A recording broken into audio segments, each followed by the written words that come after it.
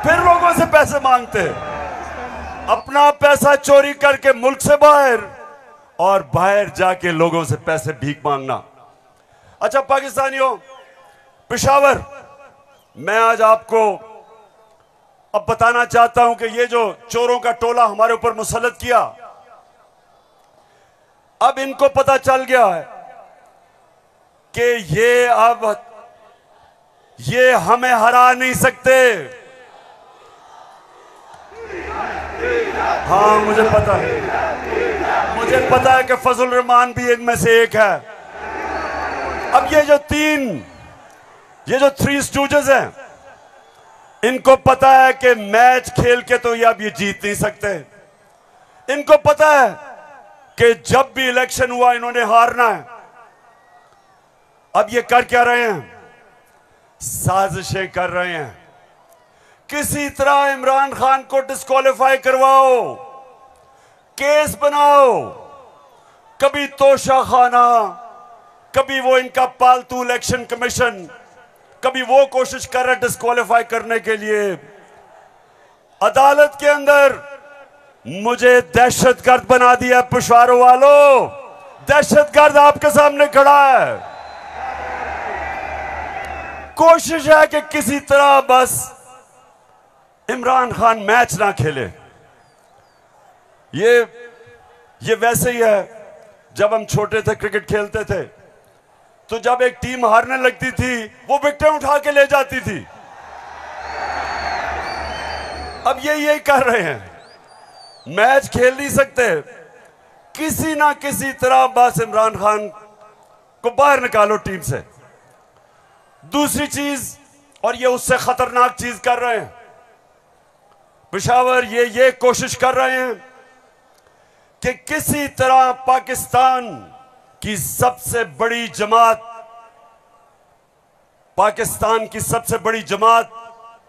इसको किसी तरह पाकिस्तान की फौज से लड़ाया जाए।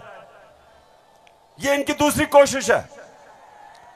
पहले डिस्क्वालीफाई करो और साथ साथ कोशिश करो कि पाकिस्तान की फौज के खिलाफ प्रोपेगेंडा करके लड़वाएं, और फिर पाकिस्तान की अदलिया के खिलाफ कि पाकिस्तान के अदारे किसी तरह तरीके इंसाफ के खिलाफ हो और ये किसी तरह मैच जीत जाएं। बस मैं आज आपको वीडियोस दिखाने लगा हूं, और मैं उससे पहले आपको बताऊं कि कोशिश इनकी क्या है।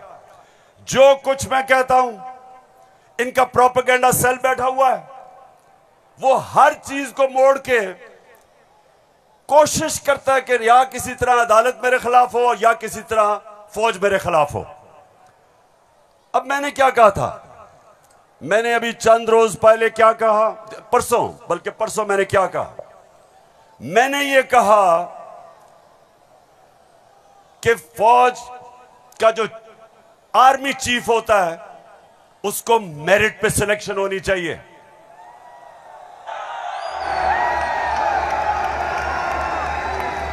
अब मुझे यह बताओ कि कोई भी किसी का खैर ख्वाह होता है, वो हमेशा चाहेगा अगर इदारा मजबूत करना है मेरिट पे सिलेक्शन हो। यह दुनिया का असूल है। आपने अगर फैक्ट्री सही चलानी है, ऊपर मेरिट पे आदमी बिठाओ। आपने अगर मुल्क को ऊपर लेके जाना है, क्रिकेट टीम अच्छी बनानी है, तो मेरिट के ऊपर सिलेक्शन हो। इसमें क्या गलत बात की थी? और मैंने साथ ये कहा था कि नवाज शरीफ और आसिफ जरदारी,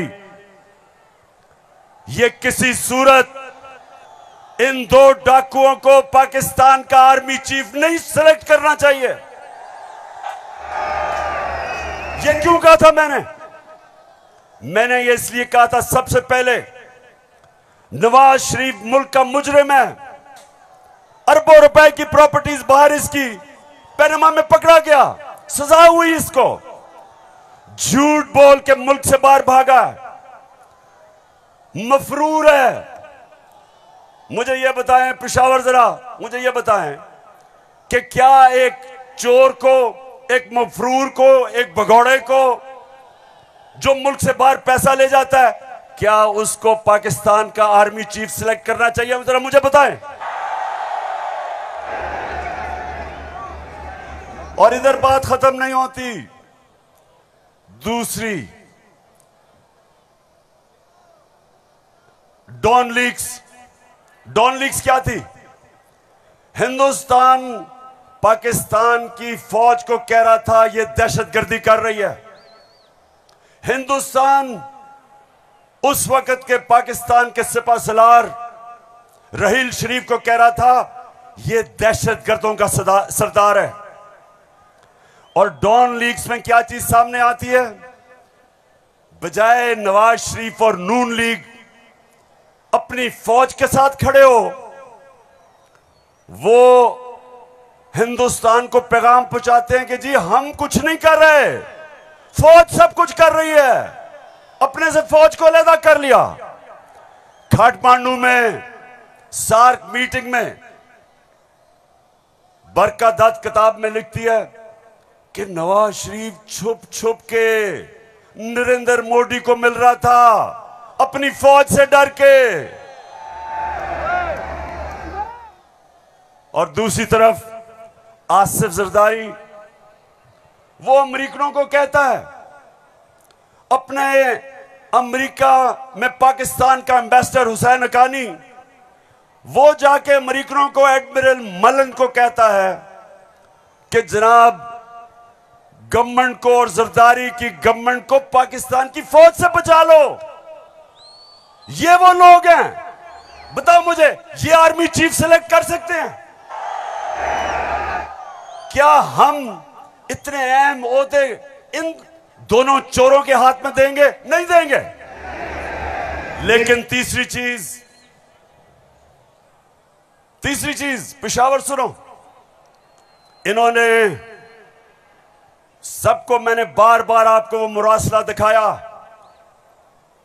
जो अमरीकी अंडर सेक्रेटरी ने धमकी दी पाकिस्तान को, पाकिस्तान के एम्बेसडर असद मजीद को, कि अगर तुमने इमरान खान को ना हटाया तो पाकिस्तान को मुश्किलों का सामना करना पड़ेगा।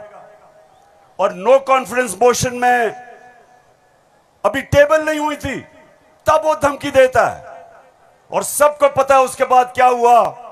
नो कॉन्फिडेंस आता है, चोरी के पैसे से मेंबर पार्लियामेंट खरीदे जाते हैं, करप्शन के पैसे से लोटे बनाए जाते हैं। और आपका भी एक बहुत बड़ा लोटा था। कौन लोटा था आपका? एक ही पख्तूनख्वा से लोटा आया और बहुत बड़ा लोटा था वो। लोटों पे पैसा चलता है, लोटों पे नोट चलते हैं।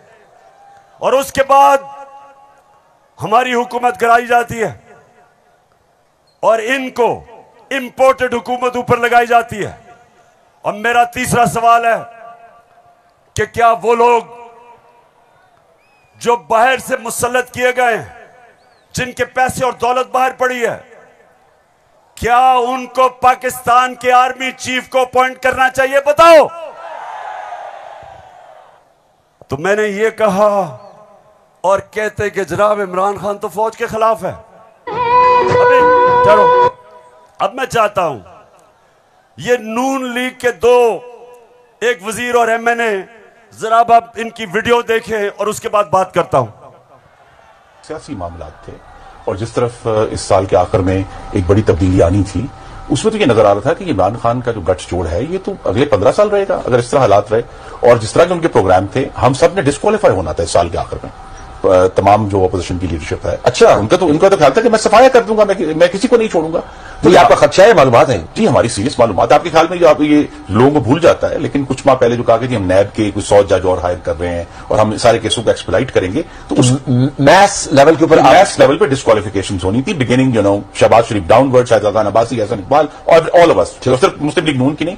आपके ख्याल में जो कोalition बनी है वो इसी वजह से बनी है कि इमरान खान साहब के तो फाशिस्ट प्लान्स थे ना इस मुल्क के ऊपर हमला करने के। तो लिहाजा ये आज मुश्किल जरूर है, लेकिन ये हमें याद रखना है जब हम मुआशियत की डिस्कस करते हैं कि यहां जमहूरियत का, हाकमियत का और वफाकियत का मामला भी मौजूद है, जिसको हमें साथ लेकर चलना है। तो इसलिए एक लार्जर कॉन्टेक्स्ट में सियासी मामला कि जो हमें लोग कहते कि जो